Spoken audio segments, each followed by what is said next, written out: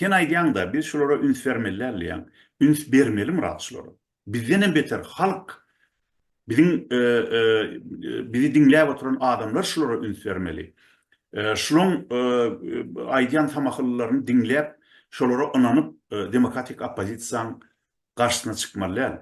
Adamlar şu ýanky adyny agdaýan öňkü ogry korrupsionerlerimiz, ahlakdaýdan bozuk, zanniyaman adamlara siz gollasaňyz, Hudaý saklasyn, eger şolaram erteýe birün birden bolmasy iş bola edin şolar köşge baryp oturaýsalar, onu Türkmenistanyň ýagdaýy häzirkisinden 10 esle beter bolar.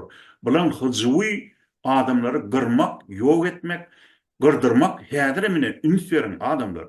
Şolar öýlerine hyzmat eden adamlaram bir-birden tutturup Türkmenistana ektirýärler.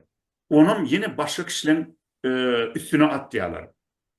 Şulatları da üns beren adamlar. Şu misal üçin aýdaly şu häzirki wagtda ine bulan öz ýanky saparyklygyň hem harmas öýüniň toparyndan tutulup ekidilýän adamlaryň günäsini başga adamlara atsalaram, bize gelýän maglumatlara görä şolong özleriniň hyzmatdaşlyk edýän, Pragadan bir hyzmatdaşlyk edýän adamsy ýaşaýan jaýynyň adresini Türkmenistanyň MHM-mi, şu MHM-sine tapşyrdyr.